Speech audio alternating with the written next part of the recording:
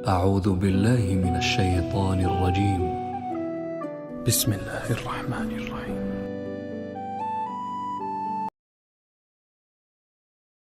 الحمد لله نحمده ونصلي على رسوله الكريم. أما بعد فأعوذ بالله من الشيطان الرجيم. بسم الله الرحمن الرحيم. کل ہم نے لوط علیہ السلام کی قوم کا اور پھر اس کے بعد حضرت شعیب علیہ السلام کا واقعہ مکمل کیا تھا. حضرت ابراہیم علیہ السلام کے بھانجے تھے لوط علیہ السلام. تو اللہ تعالیٰ نے حضرت ابراہیم علیہ السلام سے وعدہ کیا تھا کہ آپ کی ذریت میں نبوت اور کتاب جاری کروں گا. وَجَعَلْنَا فِي ذُرِّيَّتِهِ النُّبُوَّةَ وَالْكِتَابَ, نبوت بھی دوں گا آپ کی اولاد کو اور کتاب بھی. کتاب کی بڑی ویلیو ہے, یعنی جس نبی کو کتاب بھی مل جائے اس نبی کا درجہ دوسرے نبی سے زیادہ ہوتا ہے. کیونکہ کتاب کا مطلب یہ ہوتا ہے کہ پورا ایک ضابطۂ حیات دے کر جا رہے ہیں. اور کتاب کا ایک بہت اہم چیز یہ بھی ہے کہ کتاب کس کا کلام ہے؟ اللہ کا. براہ راست اس نے جو بندوں سے بات چیت کی ہے, اور نبی کی زبان سے جو کلام نکلتا ہے وہ مضمون تو اللہ کا ہوتا ہے مگر الفاظ کس کے ہوتے ہیں؟ نبی کے. تو وہ کلام جو بذات خود اللہ کا کلام ہے اس کی ویلیو یقیناً زیادہ ہے, اس کا ایک ایک لفظ من جانب اللہ ہے. تو اللہ تعالیٰ نے آدم علیہ السلام کو, ابراہیم علیہ السلام کو دو بیٹے دیے, ایک اسحاق اور دوسرے اسماعیل. حضرت اسماعیل علیہ السلام جو تھے یہ مکہ میں آباد ہوئے. وہاں تو کوئی گزر بسر کی چیز نہیں تھی, تو شکار پہ گزر اوقات تھا, شکار کیا کرتے تھے. ایک قبیلہ وہاں سے گزرا. اس کی آواز تھوڑی کم نہیں کریں گے؟ بہت گونج رہی ہے یار, میرے کان پھٹ رہے ہیں. آپ لوگ کو نہیں بہت تیز آواز آ رہی؟ بہت تیز ہے. تو ایک قبیلے کے پاس سے ایک قبیلہ وہاں سے گزرا. جب انہوں نے دیکھا نا جہاں پانی ہوتا تھا پہلے زمانے میں لوگ وہاں آباد ہو جایا کرتے تھے, تو پانی نظر آیا, زمزم کا چشمہ نظر آیا. قبیلے نے پڑاؤ ڈالا, آہستہ آہستہ آبادی ہونا شروع ہو گئی. حضرت اسماعیل نے اسی قبیلے کی کسی عورت سے شادی کی, اس سے آگے نسل چلی. ایک بیوی کو چھوڑ دیا ابراہیم علیہ السلام کے کہنے پر, وہ ناشکری تھی. دوسری سے نکاح کیا, اور پھر ان کی اولاد جو تھی اس میں وہ چلتی رہی. وہاں مکہ میں تقریباً 2000 سال تک کوئی نبی نہیں آیا اسماعیل علیہ السلام کی اولاد میں. لیکن یہ جو قبائل تھے جو مکہ میں آباد ہوتے تھے یہ مانتے ابراہیم علیہ السلام کو تھے. ادھر جو شام کی سرزمین تھی, مقدس سرزمین, وہاں ابراہیم علیہ السلام کے دوسرے بیٹے جن کا نام کیا تھا؟ اسحاق علیہ السلام.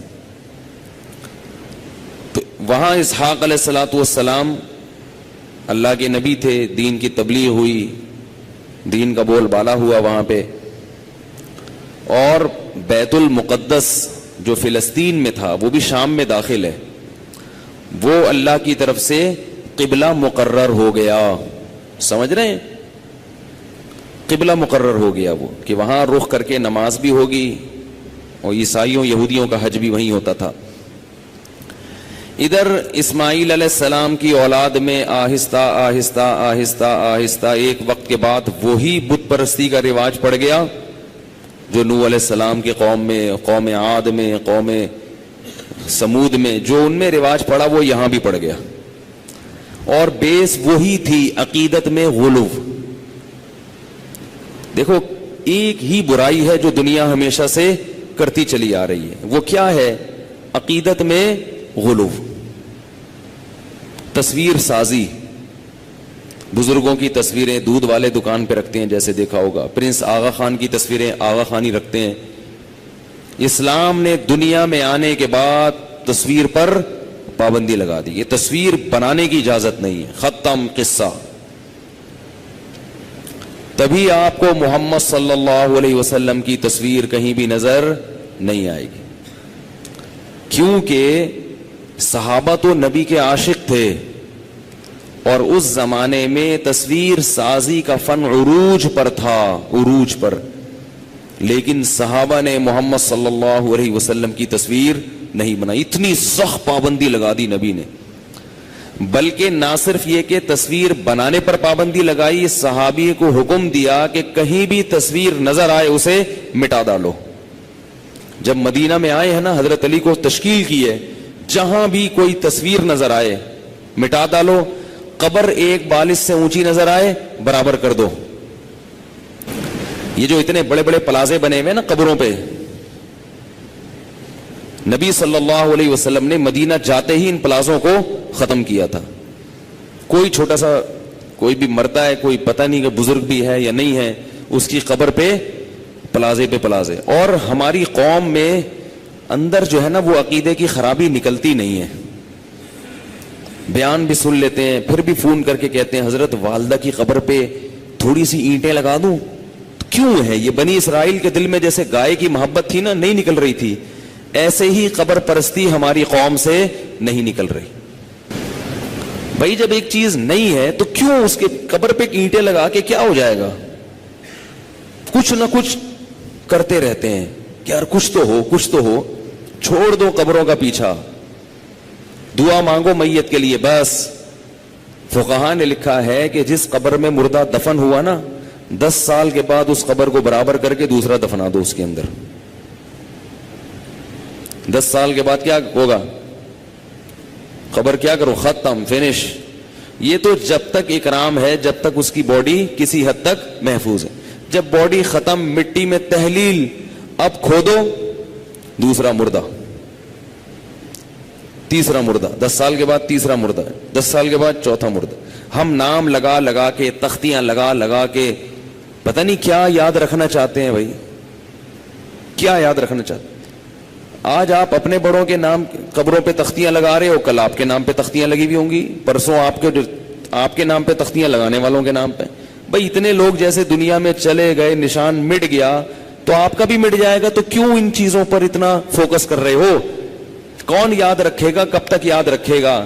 جو یاد رکھنے والی چیز ہے وہ کیا ہے؟ دعا, میت کے لیے استغفار, توبہ, وہ ہمیشہ کرتے رہو.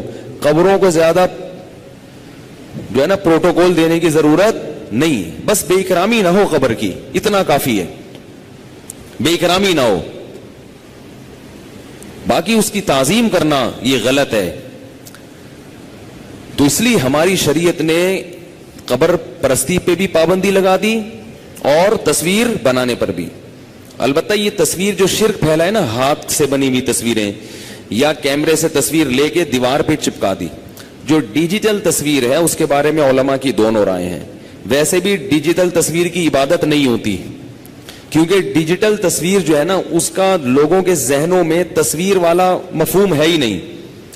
اب دیکھو کہیں کسی بزرگ کی تصویر لگی ہو تو لوگ یہ نہیں کہتے یہ بزرگ لگے ہوئے ہیں, بلکہ کیا کہتے ہیں؟ ان کی شبیہ ہے. لیکن ڈیجیٹل کیمرے سے جو پروگرام جایا جاتا ہے نا, اس کو لوگ کہتے ہیں یہ وہ فلاں صاحب آ رہے ہیں ٹی وی میں. اگر کوئی بڑے عالم ٹیلی ویژن میں آئیں گے تو لوگ کیا کہتے ہیں؟ وہ عالم قوم سے خطاب کر رہے ہیں. آئی بات سمجھ میں؟ اس میں قرار نہیں ہوتا, وہ ٹھہری بھی نہیں ہوتی ایک جگہ کے اٹھ کر لے جائیں, اٹھا کے چومیں رکھ دیں, پھر اس کے سامنے سجدہ کریں, ایسا نہیں ہوتا. وہ بالکل عرف میں ایسے سمجھا جاتا ہے جیسے بندہ سامنے بیٹھا ہوا ہے, ایسے ہی ٹیلی ویژن کی اسکرین پہ آ کے بھی قوم سے خطاب کر سکتا ہے, یوٹیوب کی اسکرین پہ آ کے بھی قوم سے خطاب کر سکتا ہے, فیس بک کی اسکرین پہ آ کے بھی قوم سے خطاب کر سکتا ہے. آپ کہہ سکتے ہیں کہ بھائی اس میں بھی تو عقیدت میں غلو ہو سکتا ہے, کوئی سجدہ کر سکتا ہے نا سامنے, تو وہ تو ویسے بھی کر سکتا ہے سامنے آ کے. اصل جو چیز ہے نا, اصل کیا ہے کہ لوگ اس کو محفوظ کر کے اس کو اپنے پاس رکھ لیتے تھے, بت بن کے اس کے سامنے کھڑے ہو جاتے ہیں. یہ ڈیجیٹل تصویر میں یہ چیز, یہ والا عنصر نہیں پایا جاتا ہے. مشاہدے پر مبنی ایک حقیقت ہے, ڈیجیٹل میں یہ نہیں ہوتا, یہ پرنٹڈ میں ہوتا ہے. تو یہ تصویر کو جس وجہ سے حرام قرار دیا گیا ہے, اس میں سے ایک وجہ، اور بھی وجوہات ہیں، ان میں ایک بہت بڑی وجہ وہ ڈیجیٹل تصویر میں نہیں پائی جاتی. لیکن اپنے باپ داداؤں کی تصویریں محفوظ رکھنا سنبھال کے، بزرگوں کی تصویریں محفوظ رکھنا، یہ پہلے بھی حرام تھا، آج بھی حرام ہے اور قیامت تک حرام رہے گا. کیونکہ نبی کے دور میں جو تصویر تھی نا وہ قرار والی تصویر تھی، قرار، جس کو قرار ہوتا ہے، کہیں لگی ہوئی تصویر ہوتی ہے. اسی وجہ سے جو تصویریں توہین والی ہیں ان کو بھی ختم کرنا شریعت میں ضروری نہیں ہے. جیسے تصویر کارپٹ پہ بنی ہوئی ہے، اس کو مٹانا ضروری نہیں ہے، کیونکہ کارپٹ پہ جو تصویر ہوگی اس میں تعظیم کا عنصر ختم ہو گیا. سمجھ رہے ہو بات کو؟ چادر پہ تصویر ہے، اس پہ آپ بیٹھتے ہیں، اس پہ آپ لیٹتے ہیں، اس میں تو تصویر کی توہین ہو رہی ہے نا، اس میں عبادت کہاں سے ہوگی اس کی؟ تو اس سے پتا چلا کہ بھئی تصویر میں ایک بہت بڑا عنصر کیا تھا؟ اللہ کی عبادت کا. اور اس میں ایک عنصر یہ تھا مزاحات لخلق اللہ، اللہ کی نقالی. یہ میرا موضوع نہیں ہے، اگر میں اس پہ چلا گیا تو موضوع تبدیل ہو جائے گا. تو ہوا یہ کہ عربوں میں آہستہ آہستہ آہستہ آہستہ جو ابراہیم علیہ السلام توحید پرست، بت پرستی کے خلاف، اسی ابراہیم کو نبی ماننے والے اور اسی کی اولاد میں انہیں اپنا روحانی بھی اور جسمانی بھی باپ ماننے والے، وہ بھی آہستہ آہستہ بت پرستی پہ آ گئے دوبارہ. انہوں نے بھی اپنے بزرگوں کے مرنے کے بعد پہلے تصویریں بنانا شروع کی، پھر مورتیاں بنانا شروع کی. لوگوں نے روکا ہوگا اس وقت کیا کر رہے ہو؟ تو وہی دلیل، جیسے آج کل مشرک کے پاس 100 دلیلیں ہوتی ہیں. دلیل کیا دیتے تھے؟ بھائی ہم ان سے تھوڑی مانگ رہے ہیں، یہ تو محض ایک وسیلہ ہے ہماری بات اللہ کے دربار تک پہنچانے. مانگ تو اللہ ہی سے رہے ہیں، لیکن اللہ نے ان کو بھی اختیارات دے دیے ہیں، تو ان سے مانگو، اللہ سے مانگو برابر. یہ کچھ نہیں کر سکتے، یہ اگر کریں گے تو اللہ کے حکم سے کریں گے، اور اللہ نے ان کو اختیارات دے دیے ہیں. اللہ نے ان کو اختیارات دے دیے ہیں، جبکہ اللہ کہہ رہے میں نہیں دیتا اختیار کسی کو، سارے اختیارات میں نے اپنے پاس رکھے ہیں. بار بار وہ باتیں میں بتاتا ہوں، پھر اشکالات لوگوں کو ہوتے ہیں. فرشتوں سے جو اللہ کام لیتے ہیں نا، لوگ کہتے ہیں فرشتے بھی تو بارش برساتے ہیں اور فرشتے بھی تو اولاد دیتے ہیں. جیسے جبریل علیہ السلام نے حضرت مریم کو کہا کہ میں تمہیں بیٹا دے رہا ہوں، لِأَهَبَ لَكِ غُلَامًا زَكِيًّا، میں تمہیں بیٹا ہبہ کر رہا ہوں. تو مشرک لوگ کیا کہتے ہیں کہ دیکھو جب فرشتہ اولاد دے سکتا ہے، یہ شرک نہیں ہے، تو نبی کیوں اولاد نہیں دے سکتے؟ جب اللہ نے فرشتے کو اولاد دینے کا اختیار دے دیا تو نبی کو اختیار کیوں نہیں دیا؟ نبی کا مقام تو زیادہ ہے. یاد رکھو اللہ نے جبریل کو کسی کو اولاد دینے کا اختیار نہیں دیا. جبریل نے حضرت مریم کو بیٹا دیا ہی نہیں ہے. حضرت مریم کو بیٹا کس نے دیا ہے؟ اللہ نے دیا ہے. اختیار نہیں دیا، کام لیا ہے. کام لینا الگ چیز ہے اور اس کو اختیار دے دینا الگ چیز ہے. مثال سے بات سمجھاؤں تو سمجھ میں آئے گی، امید ہے. دیکھو لکھنے کا کام آپ قلم سے لیتے ہو، لیکن لکھنے کا اختیار قلم کو نہیں دیتے. قلم سمجھتے ہو؟ پین، قلم گاڑی اردو ہو گئی ہے. پین، پین سے آپ نے لکھا الف، کام لیا نا پین سے.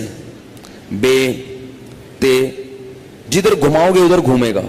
یہ نہیں ہوتا قلم سے بولے بھائی تو جو مرضی کرنا ہے کر، ایسا نہیں ہوتا. اللہ تعالیٰ فرشتے سے کام ایسے لیتے ہیں جیسے رائٹر پین سے کام لیتا ہے، اس کو ذریعہ بنا دیتے ہیں. تو جبریل نے جو کہا نا میں تمہیں دینا چاہتا ہوں، یہ نسبت ہے مجازی. اصل میں اللہ دے رہا ہے، لیکن اللہ نے مجھے کہا ہے کہ جبریل تم صرف پھونک مار دو، مریم کے پیٹ میں پھونک مار دو. تم پھونک مارو گے اللہ کی طرف سے حمل ٹھہر جائے گا.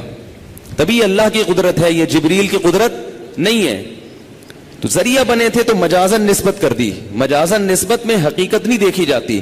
اکثر میں مثال دیتا ہوں نا کہ آپ کہتے ہو میری گاڑی پنچر ہو گئی ہے. بڑی گاڑی نہیں پنچر ہوئی، گاڑی کا ٹائر پنچر ہوا ہے. لیکن پنچر کی نسبت آپ نے گاڑی ٹائر کے بجائے شارٹ کٹ میں کس کی طرف کر دی؟ گاڑی کی طرف. کہ بھئی عقل مند خود ہی سمجھ جائے گا، کیونکہ گاڑی اور ٹائر کا آپس میں رشتہ ہے. اور آسان مثال، آپ کہتے ہو یار میں آج بریانی کی 3 پلیٹیں کھا گیا دعوت میں. کہتے ہیں نا لوگ، اگلا کہا یار پلیٹ تو ایک بھی نہیں کھائی جا سکتی بھائی, تم 3 کھا گئے.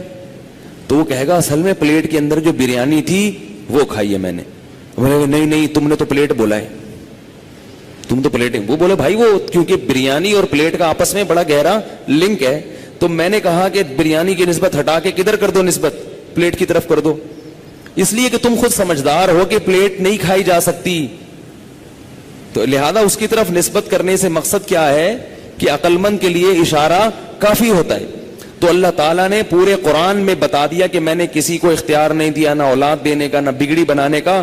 تو اس لیے اللہ نے کہیں کہیں پیغمبروں کی طرف بھی نسبت کر دی, کہیں فرشتوں کی طرف بھی کر دی, کہ ان کو توحید کا عقیدہ اتنا اچھی طرح سمجھا دیا ہے کہ اب اگر پیغمبروں کی طرف نسبت ہوگی تو یہ خود سمجھ جائیں گے کہ کام پیغمبر نے نہیں کیا, ان کے ہاتھ سے اللہ کام لے رہا تھا, ان کو ذریعہ بنا رہا تھا, ان کو اختیار نہیں دے رہا تھا. سمجھ جائیں گے خود ہی. یہ اس بات کو ہر جگہ واضح کرنے کی ضرورت نہیں رہے گی. بات آ رہی ہے سمجھ میں؟ یہی اب لوگ کہتے ہیں کہ چلو کام اللہ ان سے لے رہا ہے. تو ہمیں پتا ہے جب اللہ پیغمبر سے یا ولی سے بھی کام لے سکتا ہے تو ولی سے مانگنے میں پھر کیا حرج ہے؟ کرے گا تو اللہ ہی, لیکن لے گا تو ان سے نا کام. سوال سمجھ میں آئے گا تو جواب سمجھ میں آئے گا. لوگ کہتے ہیں کہ ٹھیک ہے, ہم بھی کہتے ہیں کہ اللہ نے اختیار نہیں دیا, لیکن اللہ کام تو پیغمبر سے لیتا ہے نا, یا فرشتے سے لیتا ہے نا. اللہ نے کام پیغمبر سے لیا, چاند کے 2 ٹکڑے کر دیے, کیے اللہ نے. ذریعہ کس کو بنایا؟ پیغمبر کو. تو ہم آپ جب مانتے ہیں کہ اللہ پیغمبر کو ذریعہ یا ولی کو ذریعہ بنا دیتے ہیں, تو جو ذریعہ ہوتا ہے اس سے بھی تو مانگا جا سکتا ہے نا. جیسے صدر مملکت کام لیتے ہیں گورنر سے, ذریعہ بنا دیتے ہیں, تو گورنر کے پاس بھی تو ہم ایپلیکیشن لے کے چلے جاتے ہیں. تو اگر ہم اللہ سے مدد مانگے اور یا رسول اللہ مدد کہہ کے رسول سے مانگے تو کیا ہو گیا؟ کر تو اللہ ہی رہا ہے مگر نبی کے ذریعے کر رہا ہے نا. سوال آیا سمجھ میں؟ جواب, اگر میں سوال دے کے بھاگ جاؤں مجھے چھوڑ دیں گے آپ لوگ سوال کر؟ کتنا اچھا ہوں میں سوال کر کے لٹکا کے بولوں میں نہیں جواب دے رہا, جاؤ پیسے نکالو, سب لوگ پیسے نکالو پھر جواب ملے گا. فری کی چیزیں مل رہی ہیں نا خامخواہ کی, تو قدر نہیں ہوتی. اب جتنے بیان میں میرے سوال آئے کریں گے نا 50 روپے کے حساب سے سب سے لے لیا کریں, ٹھیک ہے ٹھیک. جو 50 روپے دے گا اس کو الگ میں لے جا کے سوال کا جواب دے دیں. خیر مذاق کر رہا ہوں آپ سے, کہیں 50 روپے نکالنا نہ شروع کر دیں. دیکھو سوال یہ ہوتا ہے کہ جب اللہ نے ان کو اگرچہ اختیار نہیں دیے لیکن اللہ ذریعہ ان کو بنا رہے ہیں, تو ہم نے ان سے مانگ لیا تو کیا حرج ہے؟ جیسے صدر مملکت گورنر سے کام لیتے ہیں, علاقے کے ناظم سے کام لیتے ہیں, تو ہم کبھی صدر کے پاس اپلیکیشن اور کبھی ناظم کے پاس. دونوں میں فرق سمجھو. صدر کی طرف سے گورنر کو اور ناظم کو باقاعدہ اختیارات ہوتے ہیں. ایسا ہی نہیں ہے کہ صدر ان سے کام لیتا ہے, بلکہ باقاعدہ ان کو اختیارات مفوض کیے جاتے ہیں. پولیس کو گرفتاری کا اختیار دیا جاتا ہے, فوج کو جنگ لڑنے کا اختیار دیا جاتا ہے, وزیر اعظم کو بجٹ اناؤنس کرنے کا اختیار دیا جاتا ہے, اگرچہ اس میں پرمیشن لینی پڑتی ہے. جبکہ اللہ پیغمبر کو یا فرشتے کو اختیار نہیں دیتے. جیسے قلم کو آپ اختیار نہیں دیتے, کام لیتے ہیں, ذریعہ بناتے ہیں. اب دنیا میں اس سے بڑا بے وقوف کوئی نہیں ہوگا جو قلم سے لکھنے کا مطالبہ کرے. کوئی بے وقوف یہ کہے کہ چونکہ قلم ذریعہ بن رہا ہے لکھنے کا, لہذا میں لکھنے کا مطالبہ کاتب کے بجائے کس سے کروں گا؟ بولو بھائی, قلم سے. اب میرے ہاتھ میں پین ہے, کوئی بندہ میرے پاس آیا کہ مجھے کوئی تحریر لکھ کے دے دو یہ والی. اب میں نے قلم کے ذریعے تحریر لکھی, آدھی لکھی تھی. اس نے کہا چونکہ آپ نے قلم کو ذریعہ بنایا ہے, آئندہ میں ڈائریکٹ آپ کو اپلیکیشن دینے کے بجائے کس کو دوں گا؟ پین سے کہوں گا یار تم خود ہی لکھ دو. وہ کہے گا میں خود کچھ بھی نہیں کر سکتا, مجھے میرا کاتب جدھر کو گھمائے گا میں ادھر کو گھوموں گا, اس میں میرے ارادے کا ذرہ برابر بھی دخل نہیں ہے. اسی وجہ سے ہم بارش اللہ سے مانگتے ہیں, بارش برسانے والے فرشتوں سے نہیں مانگتے. آئی سمجھ میں کہ نہیں آئی ہے؟ بارش کس سے مانگی جاتی ہے؟ اللہ سے. جبریل نے حضرت مریم کو بیٹا دے دیا, آج تک کسی نے جبریل سے بیٹا نہیں مانگا, کیونکہ وہ قلم کی طرح ذریعہ بنے ہوئے ہیں, مجھے کچھ بھی نہیں, میں تو پھونک مار کے چلا جاؤں گا بھائی. جبکہ حکومت نیچے طبقے کے لوگوں کو اختیارات دیتی ہے. وجہ اس کی یہ ہے کہ حکومت کمزور ہے, سارے کام خود سے نہیں کر سکتی, رش لگ جائے گا. اس لیے حکومت میں بل جمع کرنے کا اختیار فلاں بینک کو دے دیا, ورنہ صدر صاحب بیٹھے ہوئے ہوں گے, بولیں گے سارے کام میں کروں گا. سارے کام کیا کریں گا؟ میں کروں گا, میں ہی لڑوں گا بھی, میں ہی یہ بھی کروں گا. تو انسان ہے, جبکہ اللہ سارے کام خود کر سکتا ہے. لا تأخذہ سنۃ ولا نوم, فرمایا اسے نہ نیند آتی ہے نہ تھکاوٹ ہوتی ہے. الحی القیوم ہے, زندہ ہے, پوری کائنات کو تھامے ہوئے ہے.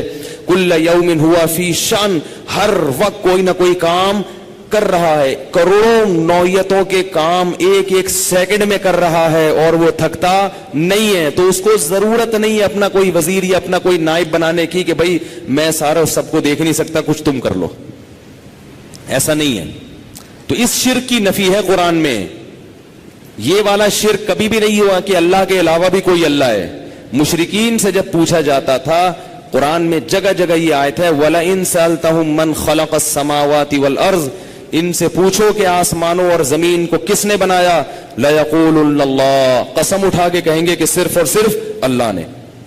آج جو مشرک لوگ ہیں وہ یہ کہتے ہیں کہ ہم اللہ کو مانتے ہیں کہ اللہ ایک ہے, اسی نے سب کچھ بنایا, ہمارے نبی کو بھی اسی نے بنایا, تو ہم مشرک کہاں سے ہو گئے؟ بھئی آپ مشرک اس لیے ہو گئے کہ آپ کہتے ہو اللہ نے نبی کو بنا کے, اللہ نے اپنے پاس بھی اختیارات رکھے ہیں اور نبی کو بھی اختیارات, بولو بھائی, دے دیے. یہی تو شرک تھا. وہ کہتے تھے بتوں کو دے دیے, آپ کہتے تھے نبی کو دے دیے. تو اللہ کہتے ہیں میں نے کسی کو نہیں دیے. اللہ کی ذات میں کسی بت کو شریک کرو یا پیغمبر کو شریک کرو, کافر ہونے میں دونوں, بولو نا, برابر. عیسائیوں نے اللہ کی ذات میں کسی بت کو شریک کیا ہے. کس کو شریک کیا ہے؟ حضرت عیسیٰ ابن مریم, ایک بہت مقدس پیغمبر جو قرب قیامت میں نازل ہوں گے. غامدی کے خلاف ایک ٹائٹ دلیل دے دوں, آ رہی ہے, نام پھر آ گیا, دے دوں. یہ جو غامدی صاحب کہتے ہیں نا حضرت عیسیٰ علیہ السلام آسمان پہ زندہ نہیں ہے, قرآن میں 2 جگہ مجھے یاد پڑتا ہے اللہ نے حضرت عیسیٰ کے بارے میں کہا, وَيُعَلِّمُهُ الْكِتَابَ وَالْحِكْمَةَ وَالتَّوْرَاةَ وَالْإِنْجِيلَ. بیچارے کا قرآن کا لفظی ترجمہ بھی نہیں پڑھا ہوا غامدی نے. اگر صرف لفظی ترجمہ پڑھ لیتا تو یہ باتیں نہ کرتا. لوگ کہتے ہیں آپ غامدی کے سامنے بیٹھ کے کیوں بات نہیں کرتے, ہمیں ان کے پاس کوئی بٹھانے کے لیے تیار نہیں ہے. چن چن کے بیچارے فارغ ترین لوگ. میں کوئی بڑا عالم نہیں ہوں, میں نہیں کہہ رہا کہ میں کوئی بہت بڑا علامہ ہوں, لیکن انشاءاللہ غامدی صاحب کی جو باتیں ہیں اس سے پردہ چاک الحمدللہ کر سکتا ہوں.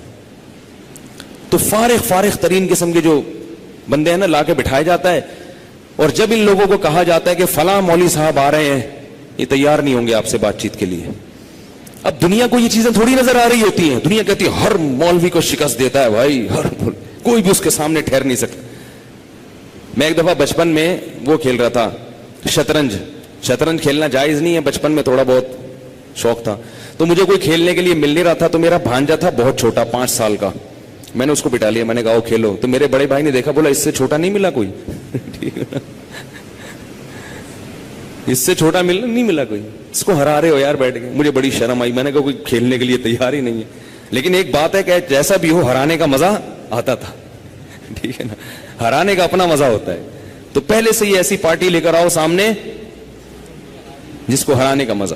تو لفظی ترجمہ بھی بیچارے نے پڑھ لیا ہوتا نا قرآن کا, تو یہ باتیں نہ کرتا. قرآن میں آتا ہے کہ ہم نے عیسیٰ ابن مریم کو تورات بھی سکھائی, انجیل بھی سکھائی اور الکتاب بھی. 2 آیتیں تو اس وقت مجھے یاد آ رہی ہیں جس میں اللہ نے الکتاب کا. تورات تو سمجھ میں آتی ہے, حضرت موسیٰ پر نازل ہوئی. انجیل حضرت عیسیٰ پہ لازم ہوئی. الکتاب کیا ہے؟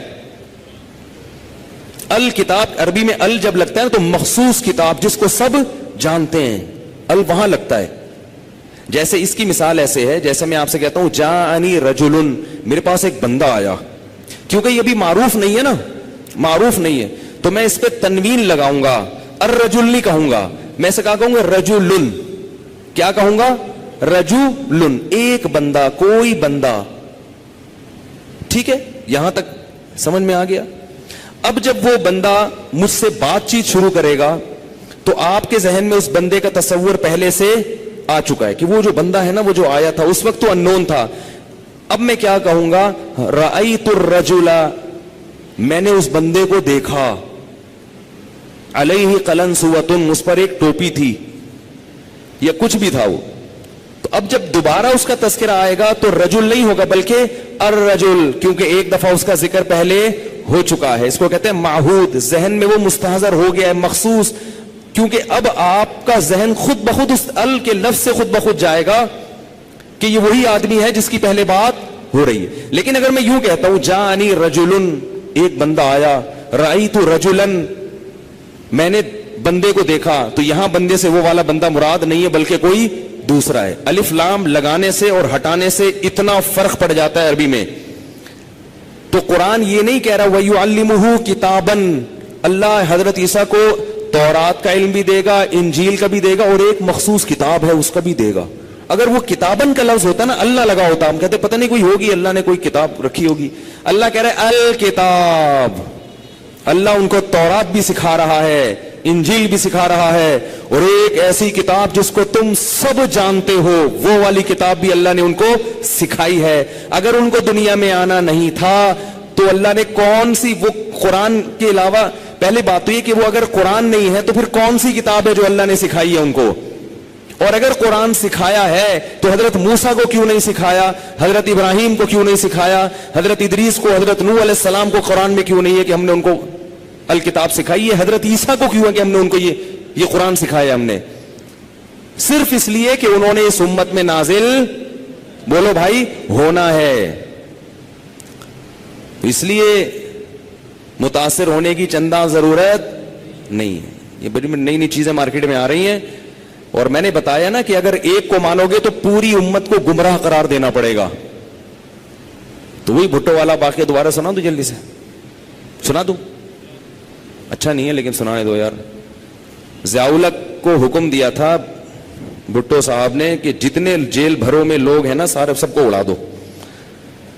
तो ज़ियाउल-हक ने कहा कि फौज का इजलास बुलाया कि अगर हम पूरी आवाम को उड़ाएंगे तो दुनिया क्या कहेगी कि पाकिस्तान आर्मी क्या कर रही है, तो बेहतर नहीं है जिसने ऑर्डर दिया उसी को उड़ा दो। मैं बार बार कहता हूं, मैं सियासी आदमी नहीं, मुझे नहीं पता ज़ियाउल-हक ने अच्छा काम किया कि गलत किया, मैं ये नहीं कह रहा। हो सकता है गलत किया हो, वजीर आजम को लटका दिया, हो सकता है सही किया हो, मुझे नहीं पता, मैं सियासी लाइन का आदमी नहीं हूं, इसलिए किसी तंजीम के खिलाफ, किसी सियासी उसके खिलाफ ले जाने की इसको जरूरत नहीं है। लेकिन ज़ियाउल-हक की सोच क्या थी, भाई सबको उड़ाओ, इससे बेहतर है कि जो ऑर्डर दे रहा है एक अकेला उसको मार्केट से स्टार्ट कर दो। तो मैं आपसे कह रहा हूं कि आप अगर गामदी साहब को तस्लीम कर लेते हैं तो पूरी उम्मत से आपको हाथ धोने पड़ जाएंगे। सारी उम्मत, सारे मुफस्सिरीन, सारे मुहद्दिसीन क्या हो जाएंगे? गलत। चारों आइम्मा, खुलफाए राशिदीन, सहाबा, सब क्या हो जाएंगे? अबू हुरैरा रज़ी अल्लाह तआला अन्हु भी गलत हो जाएंगे। वो तो दलील के तौर पे कुरान की आयतें पढ़ते थे अबू हुरैरा रज़ी अल्लाह तआला अन्हु। हजरत अबू हुरैरा ने जब ये हदीस सुनाई, सहीह है, मुस्लिम की हदीस है, लयुशिकन्ना अन यंज़िल फीकुम इब्नु मरियम हकमन व अदला, फरमाया अल्लाह की कसम, जरूर बिस जरूर, ये नून ताकीद कसम का माना देता है कि तुम पर ईसा इब्ने मरियम आसमान से नाजिल होंगे और आदिल बन के हुकूमत करेंगे। जब ये हदीस सुनाई तो हजरत अबू हुरैरा ने फरमाया इक़राऊ इन शि'तुम, इस हदीस की तायीद में अगर तुम चाहते हो तो कुरान की ये आयत तिलावत करो। उसके बाद वो आयत पढ़ के सुनाई उन्होंने, व इन मिन अहलिल किताबि इल्ला लयुमिनन्न बिही क़ब्ल मौतिही। तो सारे यही कह रहे हैं भाई। खैर, कहां से कहां बात चली जाती है। तो मैं क्या अर्ज कर रहा था, तो मुशरिक का क्या बता रहा था यार मैं। हाँ, जो अब क्या है कि अल्लाह ने इख्तियारात किसी को नहीं दिए, सिर्फ किसके पास रखे हैं? अपने पास रखे, माफौक़ल अस्बाब इख्तियारात। तो वही शिर्क किस में आया दोबारा? हाँ, ये वाला शिर्क दुनिया में कहीं नहीं हुआ कि अल्लाह जैसा कोई अल्लाह है। ये तो हिंदू भी नहीं मानते, हिंदू भी कहते हैं भगवान एक ही है। सही है ना, असल भगवान। ये छोटे छोटे ना, वो असल भगवान तक पहुंचाने का जरिया है। ये 50 वाला जल्दी पहुंचा देगा, 100 वाला और जल्दी पहुंचाएगा, صحیح ہے نا. اس طرح کی وہ ان کے ہاں ایک سوچ ہے کہ بھئی جس کی بیٹری اچھی ہے تو ظاہر ہے ایک اچھی بیٹری ہے تو لائٹ زیادہ دے گا تو وہ کام بھی جلدی کرے گا. ان کی سوچ ہے کیونکہ ان کی دکانوں میں اس طرح رکھے ہوئے ہوتے ہیں. واللہ عالم, مقصد کسی کا مذاق اڑانا نہیں ہے بھائی, ٹھیک ہے نا. تو شرک کرنے سے کیا ہوتا ہے, شرک کا مطلب سمجھ گئے کہ دو خدا کا قائل نہیں ہے کوئی, قائل اس چیز کے ہیں کہ ان کے ساتھ اللہ نے ایک اختیار بھی نہیں دیا. یاد رکھو, جو کہتے ہیں نا مختار کل بنا دیا وہ بھی کافر ہے, جو کہتا ہے مختار کل نہیں بلکہ بعض چیزوں کا اختیار دیا ہے وہ بھی کافر ہے. اللہ کہتے ہیں کچھ بھی نہیں دیا. ما لہم فیہما من شرک وما لہ منہم من ظہیر, کوئی مددگار نہیں ہے اس کا, کوئی ہاتھ بٹانے والا نہیں ہے اللہ کے ساتھ, کوئی اس کا وزیر نہیں ہے, کسی بھی چیز میں وزیر نہیں ہے. اللہ کے بندوں یہ عقیدہ ہے, اس میں دو نمبری نہیں چلے گی, اس میں دوغلی باتیں نہیں چلیں گی. کلمے کے بارے میں نہیں ہے کہ آپ کہیں کہ یہ بھی ٹھیک ہے تو وہ بھی ٹھیک ہے, نہیں, یہ کوئی نہیں ٹھیک ہے, یہی ٹھیک ہے. نماز میں چلے گا یہ والی بھی ٹھیک ہے, بغیر یہ والی بھی ٹھیک ہے, چوڑی والی بھی ٹھیک, پتلی والی بھی ٹھیک, زور سے آمین بھی ٹھیک, آہستہ آمین بھی ٹھیک, وتر 3 رکعت بھی ٹھیک, 1 رکعت بھی چلتا ہے. یہ تھوڑی کہ خدا ایک بھی ٹھیک اور دو بھی ٹھیک, اس سے بھی مانگو اس سے بھی مانگو, یہ نہیں چلے گا. اس پہ میں ایک واقعہ سناتا ہوں. اب چونکہ فیس بک پہ نئے نئے لوگ آ رہے ہیں, آپ لوگ بھی بہت سارے نئے نئے, پرانے والے تو یہ واقعہ سن سن کے کان پک گئے ہوں گے, نئے والوں کی خاطر ایک دفعہ دوبارہ سن لیں. توحید کے معاملے میں گڑبڑ نہیں. اس پہ میں واقعہ سناتا ہوں. ایک مدرسے کا طالب علم تھا, مدرسے میں پڑھا نہیں تھا وہ صحیح طریقے سے, گاؤں چلا گیا. اسے شرمندگی ہوئی کہ مجھے آتا واتا تو کچھ ہے نہیں, جب میں گھر جاؤں گا تو لوگ مسئلے پوچھیں گے, آتے تو ہے نہیں مجھے, تو میں کیا کروں گا, لوگ تو عقیدت میں آئیں گے, مسئلے پوچھیں گے. تو اس کے استاذ نے بولا کہ جب بھی کوئی مسئلہ پوچھنے آئے نا, جواب تو تمہیں آتا نہیں ہوگا تو غور و فکر کرنا, بولنا یار اس میں علماء کا اختلاف ہے, اس میں علماء کا اختلاف ہے. لوگ کہیں گے یار بہت گہرا علم ہے, صرف جواب نہیں بلکہ علماء کے اختلافات بھی مانو. تو بعض یہ کہتے ہیں بعض یہ کہتے ہیں, تو وہ کہے گا میں کیا کروں, بولے بھائی دونوں رائے ہیں علماء کی, ٹھیک ہے, دونوں طرف احتیاط اس میں ہے, اس طرح کر کے کو ٹہلا دو. دوسرا یہ کہا کہ جب بھی کوئی مسئلہ پوچھنا ہے تو اس میں شقیں نکالنا, شقیں, یوں ہوا تھا تو یوں حکم ہے, یوں ہوا تھا تو یوں حکم ہے. اب یہ چلے گئے گاؤں, تو کوئی پوچھنے آیا مسئلہ کہ گاؤں کنویں میں چوہا گر گیا ہے, کتنے ڈول نکالیں گے کنواں پاک ہو جائے گا. پریشان بھائی, اب مسئلہ تو یہ کہ چوہا نکال کے 20 ڈول نکال لو, لیکن پڑا ہوا ہوگا تو آئے گا نا جواب. یہ پریشان, کہہ رہے یار چوہا مر کے گرا ہے یا گر کے مرا ہے, ٹھیک ہے, چوہا مرا پہلے ہے گرا بعد میں ہے, یا گرا پہلے ہے مرا بعد.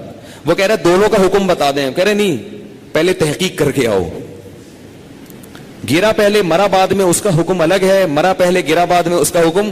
وہ بیچارہ کہاں سے مرا پہلے گرا بعد میں, کہاں تحقیق کرے گا, اس نے کنواں ہی چینج کر دیا. تو ایسے ہی کوئی آتا پوچھا کہ یہ کیا, تو اس میں علماء کا اختلاف ہے. اب نہ یہ کہہ کے عادی ہو گیا, ہر مسئلے میں کیا کہتا علماء کا اختلاف. لوگوں کو شک ہوا کہ یار یہ کہیں اس کو آتا واتا بھی ہے کچھ. ایک دن ایک آدمی آیا, اس نے اس سے پوچھا کہ لا الہ الا اللہ کا مطلب کیا ہے, لا الہ الا اللہ کا مطلب کیا ہے, اللہ کے سوا کوئی عبادت کے لائق نہیں, اس کا مطلب کیا ہے. جواب میں کہتے اس میں علماء کا اختلاف. لوگوں نے پکڑ کے لگائے چترول, بولے اس میں بھی اختلاف ہے کیا. اب میں آپ سے ایک بات پوچھ رہا ہوں کہ گاؤں والوں نے اس کو کیوں چترول لگائے. وہ بھی جانتے تھے کہ لا الہ الا اللہ کے مفہوم میں اختلاف نہیں ہو سکتا, اللہ کے سوا کوئی معبود نہیں, اس کے دو مطلب نہیں ہو سکتے کہ ہم کہیں یہ والا مطلب ہے, دوسرا کہے یہ والا مطلب نہیں ہے, بلکہ وہ والا مطلب ہے. ہم کہیں چلو امت کے علماء میں اختلاف ہے, دونوں مطلب نا نا نا نا نا نا, ایک ہی صحیح ہے, دوسرا فنار ہے, جہنم میں ہے. یا تو وہ جہنم میں ہے دوسرا, یا میں جہنم میں ہوں. پھر اگر میں اس کا مطلب صحیح بتا رہا ہوں, دوسرا غلط بتا رہا ہے, دوسرا کچھ اور بتا رہا ہے, تو وہ جہنم کی آگ میں. اور اگر میں غلط بتا رہا ہوں, وہ صحیح بتا رہا ہے, تو میں جہنم کی آگ میں. رفع الیدین میں نہ کرنے میں میرا مذہب اگر صحیح ہے اور رفع الیدین کرنے والے کا صحیح نہیں ہے, تو کرنے والا جہنم میں نہیں جائے گا, بلکہ اجتہادی خطا پہ اس کو ثواب ملے گا. اور اگر نہیں کرنے والا غلط ہے تو نہیں کرنے والا بھی جہنم میں نہیں جائے گا, بلکہ اس اجتہادی خطا پہ اس کو الگ سے اللہ کی طرف سے ثواب ملے گا. فروعی مسائل میں غلطی پہ بھی اجر ملتا ہے, بنیادی بیسک عقائد میں غلطی پہ اجر نہیں ملتا. کافر ہو جاتا ہے انسان, اسلام سے خارج ہو جاتا ہے. تو اللہ کے سوا کوئی معبود نہیں کا مطلب پتہ ہے کیا ہے؟ اللہ کے سوا کوئی مختار کل نہیں, مختار باز بھی نہیں ہے, مختار کل تو دور کی بات, مختار ہی نہیں ہے, اختیارات ہیں ہی نہیں. اللہ کے سوا کسی سے دعا مانگنا جائز نہیں ہے. یہ لا الہ الا اللہ کے مفہوم میں سب سے پہلے داخل ہے یہ چیز. اب اس میں دو رائے نہیں ہو سکتی کہ یا اللہ بھی یا رسول اللہ بھی, نا نا نا, یہ نہیں چلے گا بھائی, یہ مارکیٹ میں نہیں چلے گا. اور یاد رکھو, کسی کو دین کے قریب لانے کے لیے وقتی طور پر حق کو چھپانا تو جائز ہے کہ مصلحت نہیں ہے کھل کے مسئلہ بیان کرنا, لیکن غلط بیانی جائز نہیں ہے. یہ شریعت کا مسئلہ چینج کر دینا جائز نہیں ہے. بعض لوگ کیا کرتے ہیں, ان کو پتا ہے کہ یہ فلاں مسجد کا امام یا رسول اللہ مدد بھی کہتا ہے, غیر اللہ سے مدد کا قائل ہے, اس پہ باقاعدہ مناظرے کر رہا ہے, تو اس کے پیچھے نماز نہیں ہوگی. نہیں یاری بات میرا خیال ہے. اب آپ اتنے براڈ مائنڈیڈ نہ بنے کہ یار چلتا ہے یار مسلمان میں جوڑ پیدا کرنے کے لیے. بھائی جوڑ پیدا کرنے کے لیے کافر کے پیچھے تھوڑی نماز ہو جائے گی اللہ کے بندو, اس کا ذبیحہ تھوڑی حلال ہو جائے گا. لوگ کہتے ہیں بھائی اس کی بات کا دوسرا مطلب بھی تو ہو سکتا ہے. میں کہتا ہوں ہاں ہو سکتا ہے, لیکن یہ اس کا ہو سکتا ہے جس سے پوچھو تو وہ 2-3 مطلب بیان کرے. لیکن آپ اس سے پوچھ رہے ہیں, وہ کہہ رہے نہیں میری یہی مطلب ہے جو میں کہہ رہا ہوں, اور اس پہ مناظرے کر رہا ہے وہ بیٹھ کے. وہ کہہ رہے ہیں کہ نبی صلی اللہ علیہ وسلم بشر نہیں ہے, نور ہے, اس پہ مناظرے کر رہا ہے وہ بیٹھ کے. آپ کہہ رہے ہو کہ نہیں اس کے 2 مطلب ہو سکتے ہیں, وہ کہہ رہے ہیں نہیں ہے بھائی یہی مطلب ہے. اب اس کے پیچھے کہاں سے نماز جائز ہو جائے گی؟ ٹھیک ہے, شریعت نے کسی کو کافر قرار دینے میں احتیاط کا حکم دیا. ایک آدمی کے 100 مطلب نکلتے ہو نا تو اچھا والا مطلب لیں گے ہم, لیکن جب لیں گے جب نکلتا بھی کچھ, وہ خود کہہ رہے کہ نہیں ہے میرا مطلب یہ. وہ کہہ رہا آؤ اس پہ مناظرہ کرو, میں ثابت کروں گا کہ نبی بشر نہیں ہے, نبی انسان نہیں ہے, نبی نور ہے. وہ کہہ رہا ہے میں ثابت کروں گا کہ اللہ نے نبی کو اختیارات دیے ہوئے. وہ کہہ رہے جیسے جبریل کو اولاد دینے کا اختیار ہے تو نبی کو اختیار کیوں نہیں ہے؟ تو اتنی واضح بات اگر کر رہا ہے تو پھر اتنا زیادہ خوش فہمی میں مبتلا ہونے کی ضرورت نہیں ہے. اس کو کافر کہا جائے گا, اس کے پیچھے نماز کی اجازت نہیں ہوگی, اس سے نکاح نہیں ہوگا. اس کی بیوی اگر مسلمان تھی اور شوہر کا یہ عقیدہ بن گیا تو نکاح بیوی کا ختم ہو جائے گا. اور وہ اگر جانور ذبح کرے گا اس کا گوشت ہمارے لیے مردار ہوگا. اس میں احتیاط, ہاں وہمی نہ بن جائیں کہ جا کے کوئی بھی کاٹ رہا ہے تو پوچھ رہے ہیں کیا عقیدہ ہے تیرا. وہمی بننے کی ضرورت نہیں ہے. مسلمان ہیں ماشاءاللہ, سب توحید پرست ہیں, جس کا پتہ چل جائے یقین ہو جائے تو اس کے لیے پھر جوڑ پیدا کرنے کے لیے نماز پڑھ لینا اس کے پیچھے جائز نہیں ہے. اگر نماز پڑھ لی ہے لوٹانی پڑے گی آپ کو. بعض دفعہ یہ ہوتا ہے کہ نہیں پڑھو گے تو پٹو گے, تو پھر مجبوری ہے, پھر پڑھ لو, پھر بعد میں, لیکن بعد میں لوٹا بھی نہیں رہے, یا اس ٹیکنیکل طریقے سے پڑھ لو جو میں نے ایک بیان میں بتایا ہے. اور اس میں کوئی دیوبندی بریلوی کا اختلاف نہیں ہے. کوئی دیوبندی یہ عقیدہ رکھے وہ بھی کافر ہے, کوئی اہل حدیث یہ عقیدہ رکھے وہ بھی کافر ہے, کوئی بریلوی عقیدہ رکھے وہ بھی کافر. یہ مقصد نہیں ہے کہ آپ نے سمجھے کہ بریلویوں کے خلاف بیان کر رہا ہوں, نہ, جو رکھے گا وہ کیا ہوگا, کافر ہوگا. عاملوں کے بارے میں جب بیان کرتا ہوں تو میں کیا بولتا ہوں, دیوبندی ہو تو بھی ایسا ہے فراڈی ہے, بریلوی ہو تو بھی فراڈ. ہمیں دیوبندی بریلوی نام سے کوئی گھن نہیں ہے بھائی. کوئی بریلوی ہو ہمارا بھائی ہے, اگر عقیدہ اس کا صحیح ہے, اور اگر کوئی دیوبندی ہے عقیدہ خراب ہے, جاؤ کیا کرنا ہے نام میں دیوبندی لگا کے. قیامت کے دن اللہ یہ نہیں پوچھیں گے دیوبندی تھے بریلوی تھے, اللہ پوچھیں گے لا الہ الا اللہ کا مطلب بتا دے تو خالی ہے بھائی. ٹھیک ہے. اگلا کہہ رہا ہے ایکچولی لا الہ الا اللہ میں نا, اللہ فرشتہ جب آیا نا قبر میں, اللہ پوچھ رہے ہیں لا الہ الا اللہ کا مفہوم بتاؤ, لا الہ الا اللہ. یہ مفہوم اس لیے آپ کہیں گے بھائی مفہوم کا سوال کب سے ہوگا قبر میں. لا الہ الا اللہ قادیانی بھی پڑھتا ہے, اور بعض قادیانی مرتے ہوئے کلمہ پڑھ کے جاتے ہیں مگر جنت میں نہیں جائیں گے. بعض قادیانی مرتے ہوئے لا الہ الا اللہ محمد رسول اللہ پورا تجوید کے ساتھ پڑھ کے دنیا سے جاتے ہیں, اور ڈائریکٹ کہاں جاتے ہیں, کلمہ پڑھ کے جہنم میں جاتے ہیں, کیونکہ وہ کلمے کے الفاظ کو مانتے ہیں, کلمے کے مفہوم کو نہیں مانتے. آپ موت کے وقت جو کلمہ پڑھیں گے وہ والا کلمہ جس کا مفہوم بھی وہی ہو جو اللہ اس کے نبی نے بتایا, پھر وہ کلمہ موت کے وقت قبول ہوگا. اگر آپ اس شرک والے ذہن یا ختم نبوت کے انکار کے ساتھ محمد رسول اللہ پڑھو گے, اللہ کو یہ والا محمد رسول اللہ کہنا آپ کی زبان سے مقبول نہیں ہے. آئی نا بات سمجھ میں کہ نہیں آئی ہے؟ کیونکہ قادیانی تو ویسے بھی کہتے ہیں لا الہ الا اللہ محمد رسول اللہ, 100 دفعہ کہتا ہے. اسلام مسلمان تھوڑی ہو جاتا ہے, کیونکہ وہ محمد کو رسول کہہ تو رہا ہے مگر مان نہیں رہا. اگر مان رہا ہوتا تو رسول اللہ کے بعد کسی اور نبی کا اقرار نہیں کرتا, کیونکہ یہ تو بہت واضح حدیثوں میں نبی نے کہہ دیا کہ میں آخری نبی ہوں, میرے بعد کوئی نبی نہیں ہے. تو آپ مان ہی نہیں رہے ان کو. عیسائی حضرت عیسیٰ کو اللہ کا رسول مانتے ہیں مگر جنت میں نہیں جائیں گے, کیونکہ حضرت عیسیٰ کی بات نہیں مانتے. حضرت عیسیٰ نے پیدا ہوتے ہی ماں کی گود میں کہا تھا میں اللہ کا بندہ ہوں, یعنی اللہ کا بیٹا نہیں ہوں. تو اسی طرح یاد رکھو, یہ جو کہتے ہیں نا مرتے ہوئے کلمہ پڑھ کے چلا گیا, تو کلمہ پڑھ کے اس کا کلمہ ہے جو توحید پرست ہو, ختم نبوت کا معترف ہو. تو اس طرح اس قسم کے لوگ جو کلمہ پڑھیں گے ان سے قبر میں سوال ہوگا کہ یہ کون سا والا کلمہ پڑھا ہے, اس کا مفہوم کیا ہے. اب وہ وہاں پھنسے گا تو بولے گا ایکچولی اس میں 2 رائے ہیں. گرین والے کہتے تھے کہ اس کا یہ مفہوم ہے. اللہ کہیں گے تو بتا تیرا کیا تھا, تو یہ بتا کہ تو اللہ کے سوا مدد مانگنا کسی سے جائز سمجھتا تھا. کہے گا ہاں. اللہ کہے گا پھر اسی سے مانگ, کیونکہ قرآن میں جگہ جگہ ہے کہ جب یہ آگ میں جلیں گے تو اللہ کہے گا کہ جن کو دنیا میں مدد کے لیے پکارا کرتے تھے آج انہی کو پکارو, آج کوئی تمہاری پکار نہیں سنے گا. تو اس لیے اپنے حال پہ رحم کریں. خیر میں جلدی سے واقعہ سمیٹتا ہوں. تو شرک کہاں سے دوبارہ شروع ہو گیا, کس میں؟ مشرکین مکہ میں, جو ابراہیم علیہ السلام کی اولاد. ان میں کوئی پیغمبر نہیں آیا, صرف ایک اسماعیل علیہ السلام تھے, اس کے بعد کوئی پیغمبر نہیں آئے.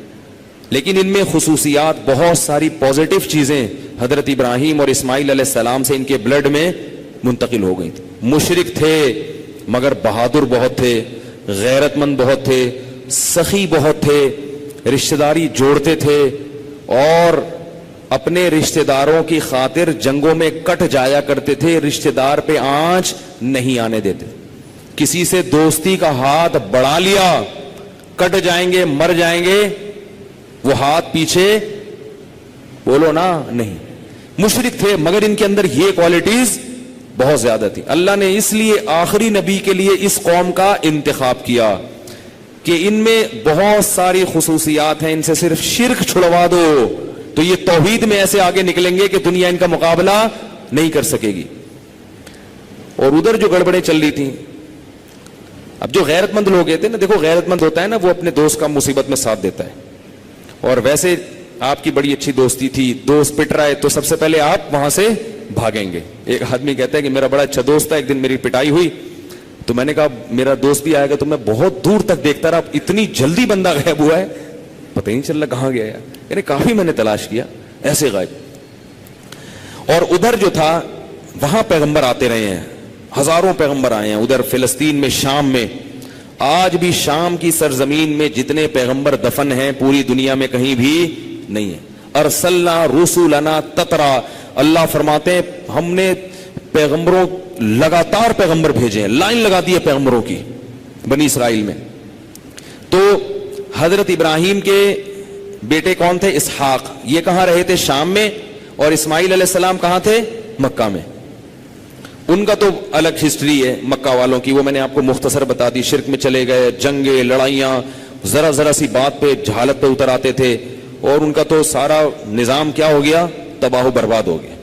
بس قتل و غارت, قبائلی جنگیں, اور جناب اس کا گھوڑا آگے نکل گیا نا دوڑ میں, مار دیا اس کو جان سے. اس سے جان سے مارا, اس نے بولا ہم نہیں چھوڑے گا, ہم بھی مارے گا. ادھر مارا, اس نے پھر مارا. جنگیں بھائی, لڑائیاں, عورتیں بھی قتل کر دیتی تھی وہاں. بڑی جنگیں اور یہ سب میں وہ ان پہ کوئی حکومت کرنا پسند نہیں کرتا. بولے بھائی ان کو تو حکمران بنا سکتے ہیں, ان کو رعایا نہیں بنا. لوگوں نے چھوڑ دیا, بولے ان کو لڑنے دو. لیکن ایک خاصیت تھی, بیت اللہ سے بڑی محبت کرتے تھے کہ یہ ہمارے باپ ابراہیم علیہ السلام نے اللہ کا گھر بنائے. ایسی محبت. لیکن عجیب بات ہے کہ بیت اللہ کے اندر 360 بت بھی رکھ دیے لا کے. بیت اللہ کا بھی طواف ہو رہا ہے اور ان بتوں کا بھی ہو رہا ہے, لیکن بیت اللہ چھوڑنے کے لیے تیار نہیں ہوتے تھے. کہتے یہ اللہ کا گھر ہے, یہ مانتے تھے. اور پوری دنیا سے جو لوگ حج کرنے آیا کرتے تھے ابراہیم علیہ السلام کی دعوت پر، ان کا بڑا اکرام کیا کرتے تھے. اجعلتم سقایۃ الحاج وعمارۃ المسجد الحرام، اللہ نے اس بات کا قرآن میں ذکر کیا. مسجد حرام میں اپنا پیسہ لگاتے تھے تعمیر کے لیے، جی کھول کے خرچ کیا کرتے تھے. مکہ میں قحط پڑتا تھا مگر مکہ کی سرزمین کو چھوڑ کر نہیں جاتے تھے کہ اللہ کا گھر ہے ہم یہ چھوڑ کے نہیں جائیں گے. حاجی دنیا سے آتے تھے، ان کا اکرام ہوتا تھا. بہت ان میں اندر بڑی اچھی کوالٹیز بھی تھی. تو یہ تو ان کا تو پھر ہم بعد میں بیان کریں گے. ادھر جو قصہ شروع ہوا اسحاق علیہ السلام کا، ان کو اللہ نے اسحاق علیہ السلام کو بیٹے دیے یعقوب علیہ السلام، جو حضرت ابراہیم کے کیا تھے؟ پوتے. اچھا، ابراہیم علیہ السلام کو تو بڑھاپے میں اولاد ملی ہے تو ان کی نسل تو صرف 2 بیٹوں تک گئی ہے، لیکن اللہ نے اسحاق علیہ السلام کی اولاد میں برکت رکھ دی، خوب اولادیں دی. پھر یعقوب علیہ السلام کو اللہ نے نبوت دی. حضرت یعقوب کا لقب تھا اسرائیل. کیا لقب تھا؟ اسرائیل. اسرائیل لقب تھا. ایل عبرانی میں اللہ کو کہتے تھے اور اسرا عبد کو. تو اسرائیل کا مطلب کیا ہوا؟ عبداللہ، اللہ کا بندہ. تو یہ لقب تھا ان کا، کیونکہ بہت عبادت کیا کرتے تھے. یعقوب علیہ السلام کی جو عبادت سب سے زیادہ مشہور ہوئی ہے، جو پچھلی کتابوں میں لکھی ہوئی ہے، وہ تھی دعا کی کثرت. اگرچہ یہ اسرائیلی روایات ہیں مگر حدیث میں آتا ہے کہ نہ ان کا انکار کرو نہ ان کا اقرار کرو. اور علماء کہتے ہیں جو ہمارے اسرائیلی روایت اگر ہمارے مذہب کے خلاف نہیں جا رہی تو اس کو مان لینے میں کوئی حرج نہیں ہے. تو ان کے بارے میں پچھلی کتابوں میں لکھا ہے کہ اتنی زیادہ دعائیں مانگتے تھے، اتنی زیادہ سجدے میں پڑ کے کہ ان کے یہ جو تھے نا گھٹنے، اس کی کھال کیا ہو گئی تھی؟ سخت نہیں ہو جاتی جیسے ایسے پلاسٹک کی طرح ایسے کھال ہو گئی تھی. بہت لمبی لمبی دعائیں مانگنا ان کا وصف تھا. تو ان کو اللہ نے 11 بیٹے دیے. یعقوب علیہ السلام 2 بیویاں تھیں ان کی، حضرت یعقوب علیہ السلام کی. ایک بیوی سے 9 بیٹے اور دوسری بیوی سے بول لو نا 2 بیٹے. جو 9 بیٹے تھے ان میں ایک بیٹے کا نام یہودا بھی تھا، یہودا، جس سے آگے جو یہودیوں کو یہود اسی سے کہا جاتا ہے. اور جو دوسری زوجہ سے 2 بیٹے تھے ان میں ایک کا نام یوسف اور دوسرے کا نام بنیامین. صحیح ہے نا؟ تو یہ یعقوب علیہ السلام کی آگے اولاد تھی. تو اس سے پھر انشاءاللہ آگے میں کل لے کے چلوں گا کہ اللہ نے ان یعقوب علیہ السلام کے ان بیٹوں میں حضرت یوسف علیہ السلام کو نبی بنایا، کیونکہ آگے سے سلسلہ اولادوں میں چلا ہے نا، پھر اور بہت سارے پیغمبر پیدا ہوئے. تو یعقوب علیہ السلام کی جو دوسری زوجہ تھی ان سے بنیامین اور یوسف پیدا ہوئے. یہ جو پہلی زوجہ تھی ان کے بیٹے جوان ہو چکے تھے، لمبے تڑنگے، کیونکہ انبیاء کو اللہ ظاہری حسن بہت دیتے ہیں. کوئی پیغمبر بدصورت نہیں آئے دنیا میں، سارے طاقتور ہوتے تھے، صحت مند. اگر بیماری آئی بھی تو کوئی گھٹیا بیماری نہیں لگی ان کو. تو صحت مند اور بہت زیادہ حسن و جمال، خوبصورتی. اس کی وجہ یہ تھی کہ تاکہ لوگ ان کی طرف مائل ہوں، کوئی اعتراض نہ کرے کہ اللہ نے پیغمبر بنایا ہے، یہ اس کی تو پرسنالٹی نہیں ہے. تو انبیاء کی بہت خوبصورت پرسنالٹی ہوتی ہے. تو ظاہر ہے جب یعقوب علیہ السلام اتنے خوبصورت تھے تو ان کے بیٹے کیسے ہوں گے؟ تو 9 بیٹے، بیٹیاں بھی تھیں، بیٹوں کا ذکر ہے قرآن میں، بیٹیاں اس کے علاوہ تھیں. تو 9 بیٹے ماشاءاللہ وہ لمبے تڑنگے جان اور خوبصورت. تو وہ بیٹے کیا کرتے تھے؟ وہ کہتے تھے کہ ہمارے ابا جو ہے نا وہ چھوٹے بیٹے جو دوسری زوجہ سے یوسف ہے، چھوٹا ہے ہم سے، اس سے محبت زیادہ کرتے ہیں. وَنَحْنُ عُصْبَةٌ، ہم ایسی بڑی جماعت ہیں ابا کے لیے، ابا ہمیں لفٹ نہیں کراتے، زیادہ لفٹ نہیں کراتے. مطلب کیوں نہیں کراتے تھے ابا؟ یہ انشاءاللہ بولو نا کل بتائیں گے، ٹھیک ہے نا؟ کچھ کل کے لیے بھی چھوڑ دو نا. اللہ تعالی ہم سب کو سمجھنے کی، عمل کی توفیق عطا فرمائے. سبحانک اللہم و بحمدک، نشہد ان لا الہ الا انت، نستغفرک و نتوب الیک.